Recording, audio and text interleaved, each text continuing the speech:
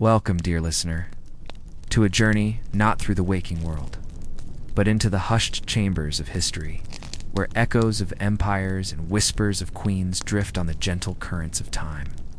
Tonight, as the world outside softens into slumber, we invite you to close your eyes, to breathe deeply, and to allow the soothing cadence of stories long past to guide you towards a tranquil rest. Here, in this quiet space, we will not chase the hurried pace of modern life, but rather, we will drift unhurried through the annals of antiquity. We will explore lives lived under stars that shone just as brightly then as now, though the human dramas beneath them were vastly different. This is a journey designed not for the stimulation of your mind, but for its gentle unwinding. A soft lullaby spun from the threads of history. Our chosen guide for this evening, and for many evenings to come, is a figure whose name still resonates with a certain mystique.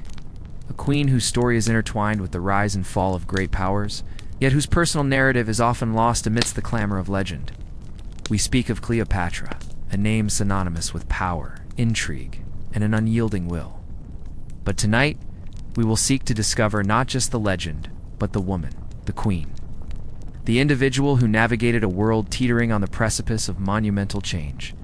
We will call this long and winding tale Cleopatra, the queen who rewrote power. Allow your thoughts to settle, like dust motes in a sunbeam, slowly descending and finding their quiet place. Imagine, if you will, the gentle rocking of a boat upon the Nile, the ancient river that was the very lifeblood of her kingdom. Feel the warmth of the Egyptian sun, not as a scorching blaze, but as a soft, comforting presence on your skin. Hear the distant, rhythmic thud of a pestle and a mortar, the faraway murmur of voices, the rustle of papyrus in a gentle breeze. We begin not with the grand pronouncements of history, nor with the clash of empires, but with the subtle, intricate tapestry of daily life in ancient Egypt. For it is within these seemingly ordinary moments that the true fabric of a society, and the lives of those within it, are woven. Imagine waking, not to the insistent chime of a modern alarm, but to the slow, golden ascent of the sun over the eastern desert, its first rays painting the sky in hues of rose and apricot, gradually illuminating the world with a soft, persistent glow. The air, even in the bustling city of Alexandria, would carry a different scent than what we know. Perhaps the faint, sweet perfume of jasmine from a nearby garden, mingling with the earthy aroma of damp Nile mud. The distant scent of baking bread and the subtle, metallic temps of the harbor. There would be no distant rumble of engines, no incessant hum of electricity. Instead, the morning would be greeted by the calls of birds, the gentle lowing of cattle in fields further afield, and the soft, rhythmic sounds of human activity slowly awakening. Consider the dwelling itself, not a sterile, modern space, but a home built from sun-dried mud bricks, perhaps plastered and whitewashed, designed to offer cool respite from the relentless sun. The floors might be of packed earth, covered with woven mats or animal skins. The light, filtering in through small, high windows or through an open doorway, would be soft, diffused, creating a serene play of shadows within. In wealthier homes, intricate wall paintings might depict scenes of daily life, deities, or the bounteous harvests of the Nile, their colors muted by time, but still offering glimpses into an ancient aesthetic. Life in ancient Egypt, for most, revolved around the rhythms of the sun and the indispensable bounty of the Nile. The day began early, not by choice, but by necessity. The cool hours of the morning were precious, offering a brief reprieve before the sun climbed to its zenith, making strenuous labor less comfortable. For the vast majority, the day would begin with simple ablutions. Water, drawn from the Nile or from wells, would be precious.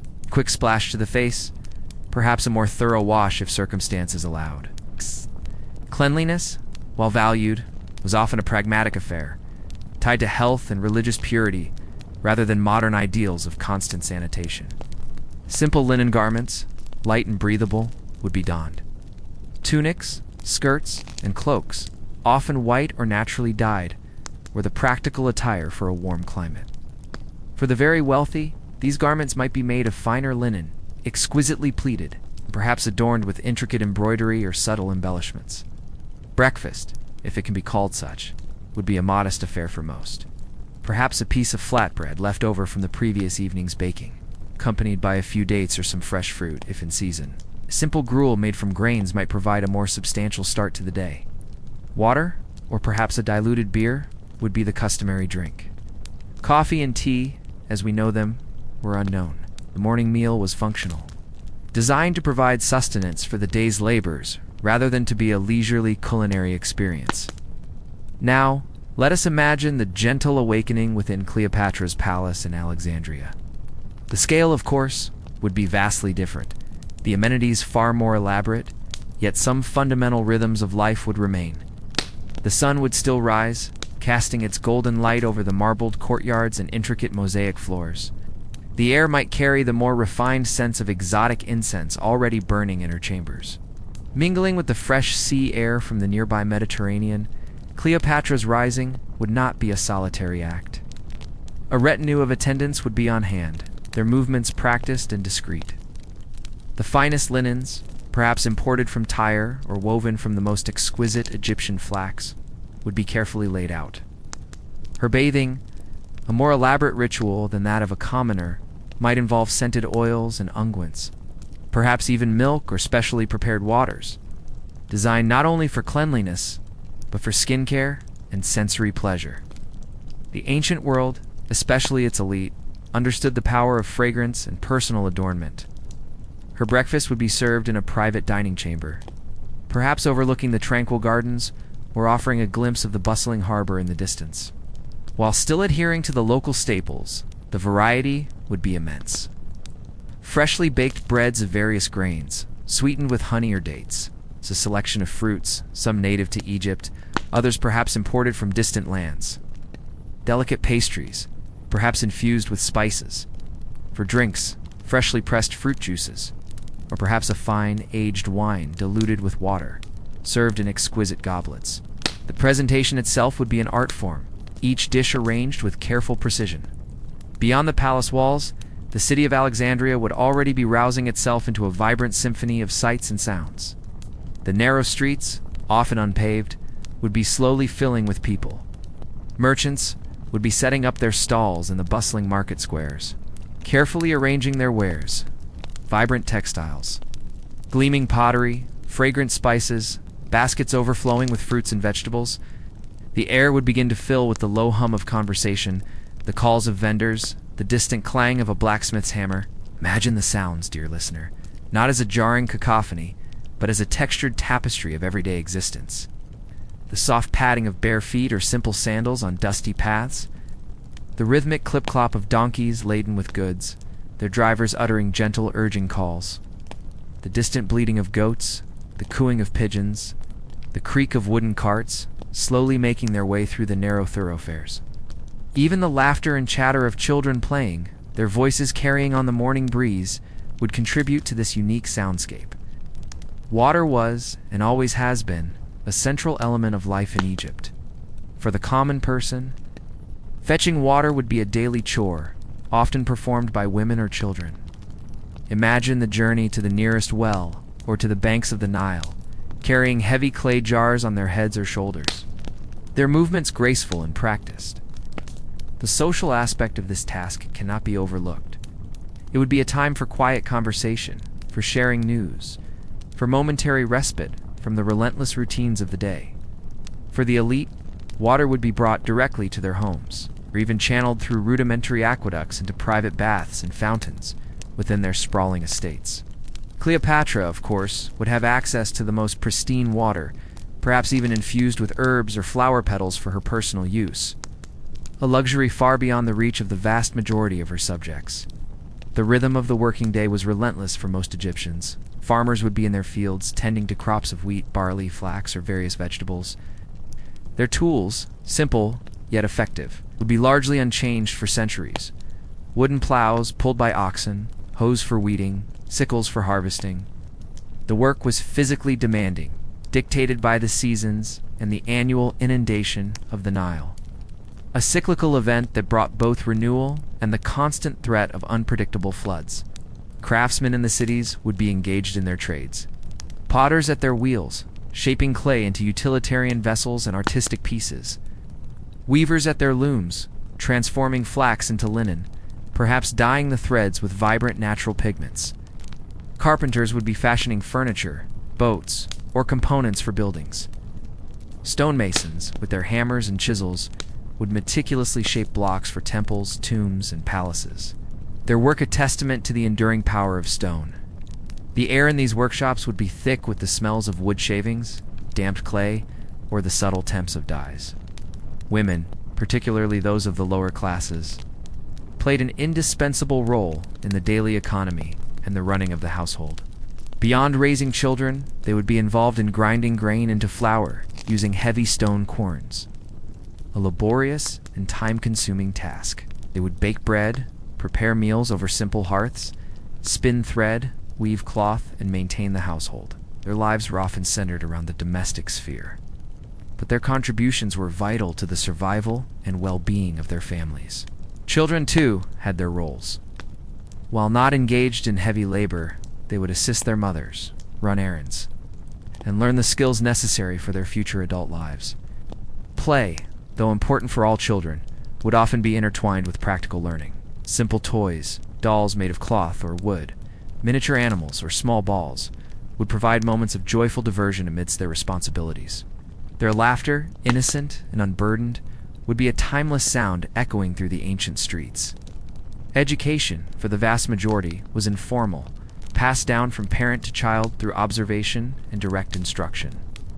Literacy was a luxury, primarily reserved for scribes, priests, and the very wealthy elite. However, within the grand libraries and academies of Alexandria, a different kind of intellectual life flourished. Scholars from across the known world would gather to study, debate, and transcribe ancient texts. The Library of Alexandria, in its prime, was a beacon of knowledge, a place where scrolls of papyrus held the accumulated wisdom of centuries. Imagine the quiet rustle of those scrolls, the faint scent of ink and aged papyrus, the soft murmur of scholars engaged in deep thought. Cleopatra herself would have been a product of this rich intellectual environment, fluent in multiple languages, a rarity even among monarchs of her time. She was educated not only in the traditions of Egypt, but also in Greek philosophy, rhetoric, and mathematics. Her mind was as sharp as any male ruler, trained to understand the complexities of governance, diplomacy, and military strategy. Her daily routine, therefore, would not only involve the rituals of royalty, but also hours spent in study, in receiving foreign dignitaries, in overseeing the intricate administration of her kingdom. Meetings with advisors, commanders, and treasury officials would be a constant feature of her day. Imagine her in a spacious reception hall, perhaps adorned with intricate reliefs and vibrant paintings. Seated on a throne or a comfortable chair, listening intently, her gaze shrewd and perceptive. The discussions would cover everything from agricultural yields to tax collection, from military movements on the borders to the delicate intricacies of diplomatic relations with Rome and other powers. The afternoon, with the sun at its highest and most intense, would often bring a period of respite. For those engaged in strenuous outdoor labor, this might mean a short break, seeking shade, and a moment to conserve energy. For the wealthier, a siesta, a period of rest or quiet contemplation, would be customary. The sounds of the city would soften during these hottest hours. A brief lull before the evening resurgence of activity. Meals during the day would typically be light. The main meal for most families would be in the evening, after the day's work was done and the heat had begun to abate. This communal meal would be a time for family gathering, for sharing stories, and for strengthening bonds. Simple stews, often vegetarian, made from lentils, beans, and vegetables, accompanied by bread and fruit, would form the staple diet. Meat, a luxury, would be consumed less frequently by the common populace, perhaps on festive occasions or as a rare treat. As the sun began its descent in the western sky, painting the clouds in fiery oranges and deep purples, the city would once again come alive with a renewed energy. The cooler, evening air would invite people back out into the streets. Friends and neighbors might gather in courtyards or on rooftops to socialize, to exchange gossip, or simply to enjoy the gentle breeze. The evening meal, for the common person, would be a simple but satisfying affair, often eaten outdoors or in the main living area of the home. For Cleopatra and her court, the evenings might bring more elaborate entertainment.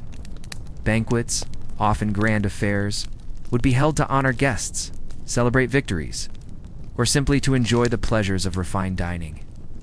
Imagine a vast dining hall, illuminated by the flickering light of oil lamps and torches, casting dancing shadows on the walls.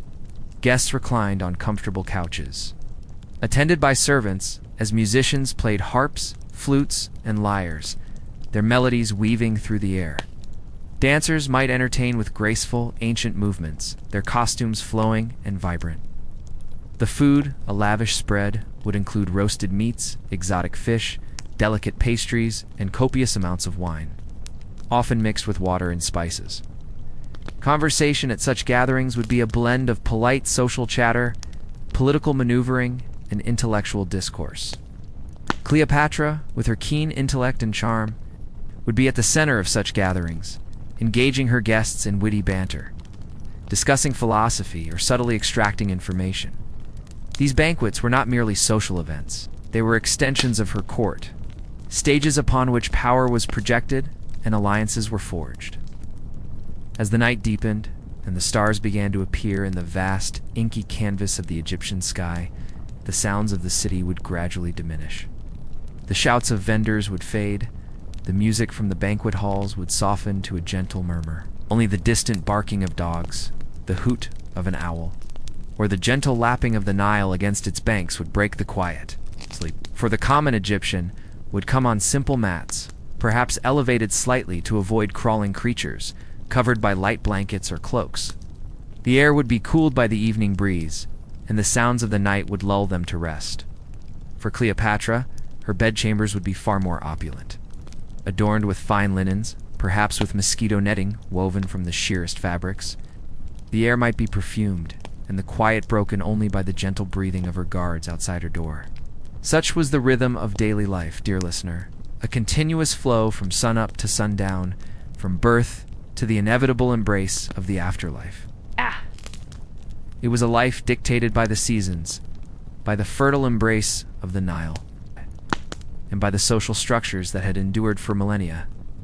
While Cleopatra's life was lived at the apex of this society, surrounded by luxury and power, she was still fundamentally bound by these ancient rhythms. The sun still rose and set for her, as it did for the humblest peasant, and the Nile still flooded, bringing life in the ever-present thread of its unpredictable nature.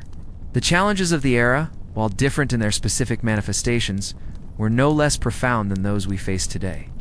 Disease, without the benefit of modern medicine, was a constant threat. Child mortality rates were tragically high, and life expectancy, even for the wealthy, was significantly shorter.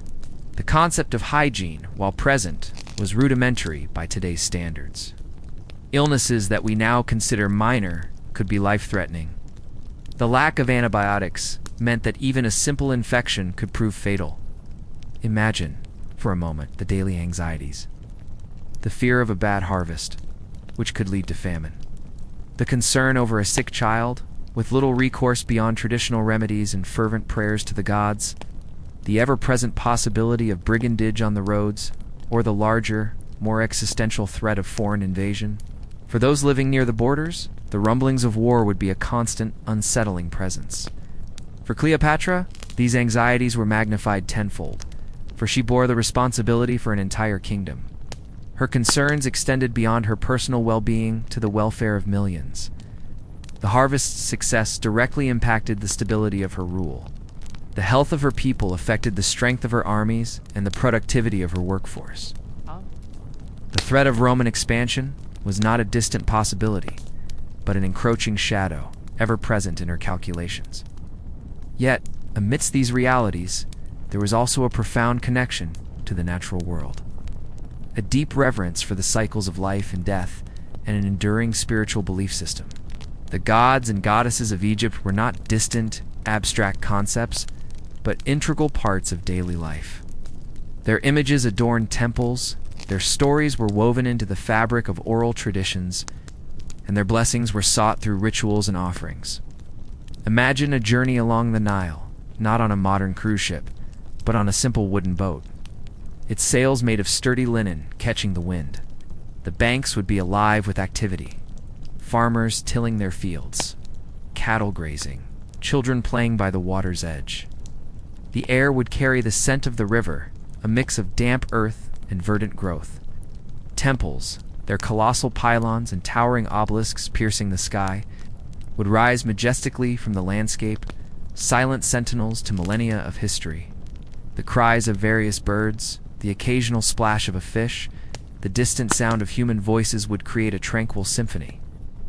A testament to the enduring rhythm of the river. Travel, for most, was slow and arduous. Walking donkeyback or riverboat were the primary modes of transport. Journeys between cities could take days or weeks, depending on the distance and the prevailing winds on the Nile.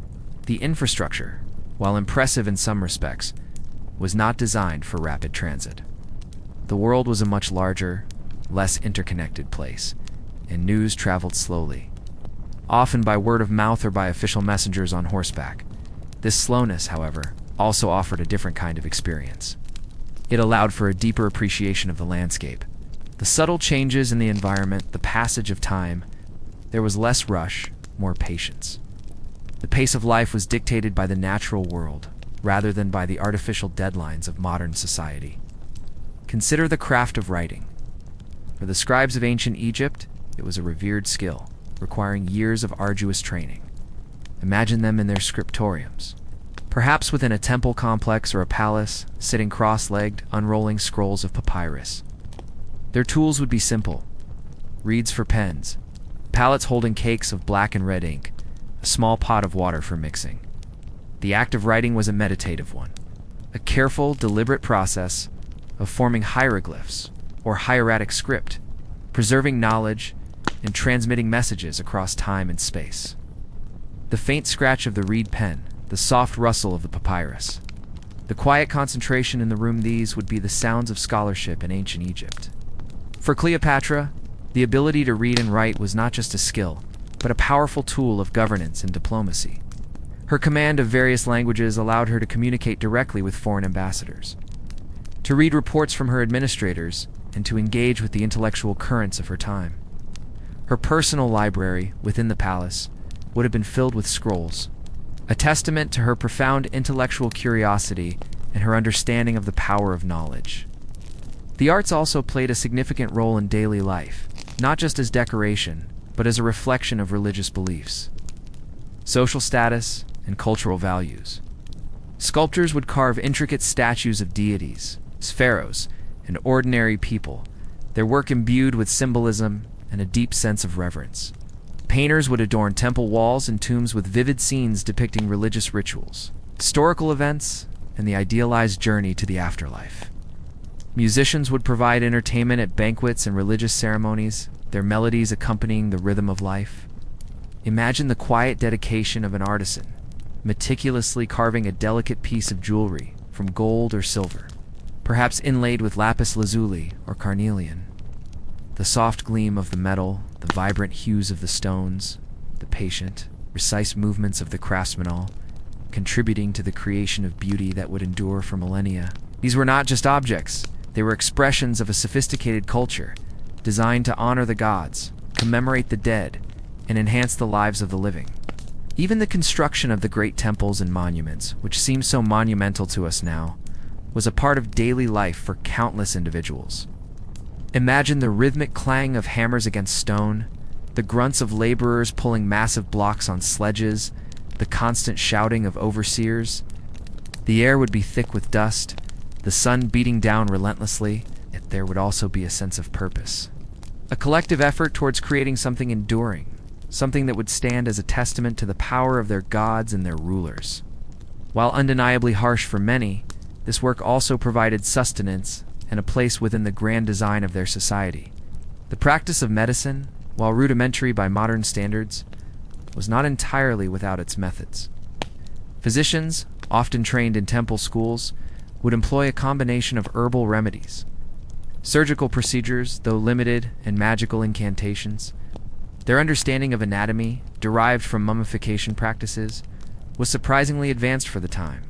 Though their grasp of disease causation was often attributed to supernatural forces, imagine a healer in a quiet chamber, carefully preparing an herbal poultice for a patient, their hands gentle and practiced. The air might carry the earthy scent of medicinal herbs, mingling with the faint aroma of incense. While many ailments would have been beyond their ability to cure, the intent was always to alleviate suffering and restore balance to the body and spirit. For the common person, access to such specialized care would be limited, and folk remedies passed down through generations would often be the first recourse. Cleopatra, as queen, would have access to the finest physicians and healers in her kingdom. Her health and the health of her children would be of paramount importance, not just personally, but for the stability of the Ptolemaic dynasty. Statecraft, after all, relied on a healthy ruler. Religion was not a separate sphere of life, but entirely interwoven with daily existence. From the prayers offered at dawn to the small amulets worn for protection, the gods were present in every aspect. Festivals, often tied to agricultural cycles or important religious dates, would bring communities together in celebration. Imagine the vibrant processions, the joyous music, the offerings laid before temple altars, the communal feasting. These festivals provided a crucial outlet for celebration and social cohesion, temporarily breaking the monotony of daily labor and reaffirming the bonds of community.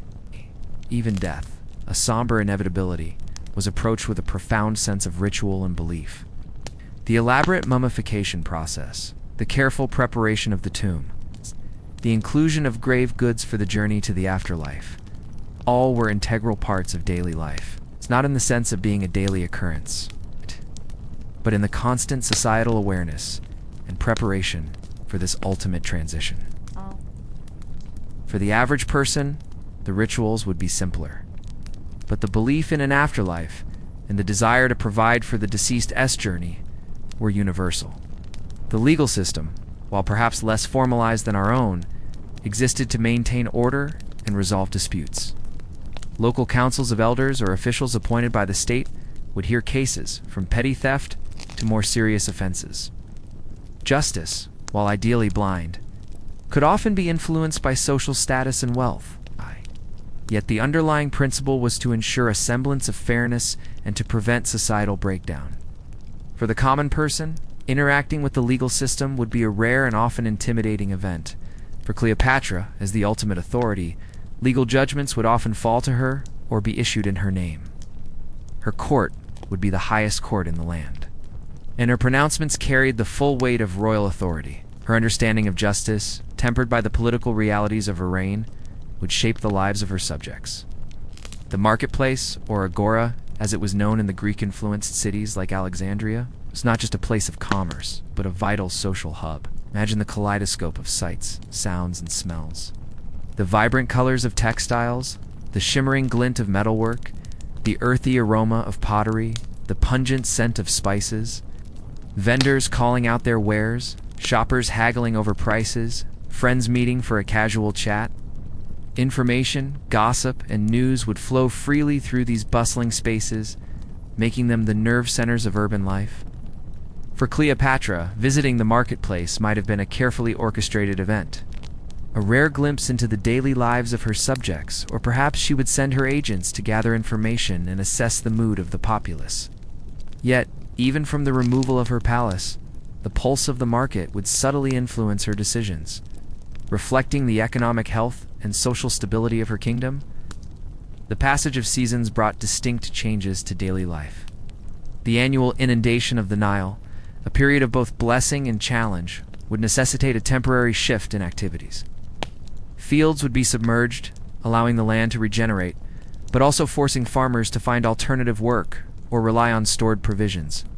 The period of planting, when the floodwaters receded, would be a flurry of intense activity, sowing seeds into the fertile, newly deposited silt. The harvest season, a time of communal effort and celebration, would bring forth the bounty of the land, the culmination of months of arduous labor. Each season had its own rhythm, its own set of tasks, and its own unique impact on the lives of all Egyptians. Even in moments of leisure, the underlying cultural values would be present. Board games like Senate, with their intricate rules and symbolic meanings, would offer intellectual stimulation. Storytelling, often passed down orally, would be a cherished pastime, weaving tales of gods, heroes, and everyday life. Reinforcing cultural identity and providing entertainment in a world without electronic media.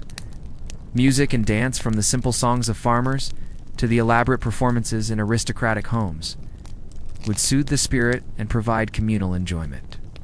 Imagine, dear listener, the soft glow of oil lamps in the evening, illuminating a family gathered together, listening intently to a storyteller. The rhythmic rise and fall of the narrator's voice, the gasps of surprise, the murmurs of approval, the shared laughter. These would be the moments that bound families and communities together, providing comfort and continuity in a world that could often be harsh and unpredictable. Cleopatra, despite her regal duties, would also have sought moments of personal leisure. Perhaps in the quiet solitude of her palace gardens, surrounded by exotic plants and the soothing sound of fountains. Or perhaps in the company of her trusted companions, engaging in lively discussions, playing games, or simply enjoying moments of relaxed conversation. Even a queen, burdened by the weight of her crown, needed moments to simply be, to connect with her own thoughts and feelings, away from the constant scrutiny of her court. The concept of beauty, too, shaped daily life. Both men and women of all social classes used cosmetics and perfumes. Kohl, applied to the eyes, protected them from the glare of the sun, while also enhancing their appearance. Oils and unguents, often scented, were used to soften the skin and provide a pleasant aroma. Hairstyling, while varying in complexity, was also important. With elaborate wigs and intricate braids favored by the elite, these practices were not merely about vanity. They were expressions of identity, social status, and a connection to the divine, as many cosmetics had religious significance. Imagine the subtle ritual of applying these ancient cosmetics, perhaps using a small polished bronze mirror. The careful drawing of the kohl line, the delicate application of scented oils. These were small, daily acts of self-care, connecting individuals to a long tradition of aesthetic practices. For Cleopatra, of course, these rituals would be elevated to an art form, performed by skilled attendants using the finest and most exotic ingredients. Designed to project an image of regal beauty and sophistication, even the architecture of their homes and cities reflected their daily needs and aspirations. Courtyards provided private outdoor spaces, offering shade and a place for family activities. Flat roofs, especially in warmer months, could serve as additional living or sleeping areas, catching the evening breeze. Temples were not just places of worship. They were also economic centers, employing vast numbers of people and holding significant agricultural land. Their grand scale was a constant reminder of the god's power and the pharaoh's divine connection. Consider the pervasive influence of animals on daily life. Donkeys and oxen were indispensable for labor and transport. Cats were revered as sacred animals, valued for their ability to control pests, and often kept as beloved pets. Dogs, while not as sacred, were also companions and guardians. Birds, from the ubiquitous sparrows to the majestic falcons, were a constant presence in the landscape. Their calls and flights woven into the fabric of the day. The animal world was deeply intertwined with human existence, providing sustenance, labor, and spiritual symbolism. The Nile itself was a constant living entity, not merely a river. It provided water for drinking and irrigation, fish for sustenance, and a highway for trade and travel. Its annual flood dictated the agricultural calendar and shaped the very landscape of Egypt. Life without the Nile was unimaginable. It was the giver of life, the source of prosperity, and a powerful symbol of rebirth and continuity. Imagine the profound sense of connection to this vast, life-giving waterway, flowing steadily through the heart of the kingdom. The subtle sounds of the river, the gentle lapping of water against the bank, the distant calls of boatmen, the rustle of reeds in the breeze. These would be constant companions to anyone living near its shores. Its presence was not just practical. It was deeply spiritual, imbued with the sacred. As the centuries passed, and as Egypt found itself increasingly drawn into the orbit of larger, more aggressive powers like Rome, the pressures on daily life would intensify. Taxation might increase to fund foreign wars or to pay tribute to distant empires. The presence of foreign soldiers or administrators could bring both opportunities and new challenges. Yet beneath these external pressures, The fundamental rhythms of Egyptian daily life, tied to the sun and the Nile, would largely endure.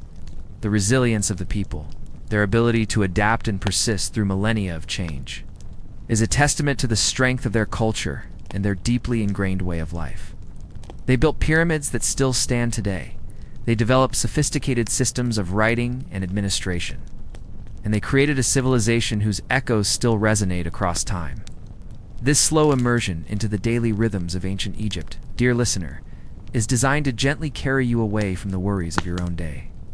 It is a journey into a world where time moved at a different pace, where the concerns were different, and where the connection to the natural world was profound and undeniable. Allow these gentle images, these soft sounds, these unhurried descriptions to wash over you, calming your mind and soothing your spirit. Imagine one last time the soft twilight settling over Alexandria, the warm air still carrying the faint scent of spices and the sea, the gentle murmur of voices from distant homes, the flickering lights of oil lamps in windows. The stars begin to emerge, one by one, in the velvety expanse of the night sky, just as they did for Cleopatra and her subjects thousands of years ago. The world slowly drifts into a peaceful slumber, carrying with it the echoes of lives lived long ago under those very same stars. Let the stories of this ancient world, its daily routines and quiet moments, guide you now towards your own rest. Embrace the tranquility of this journey into the past, and allow yourself to drift further and further into the soft embrace of sleep.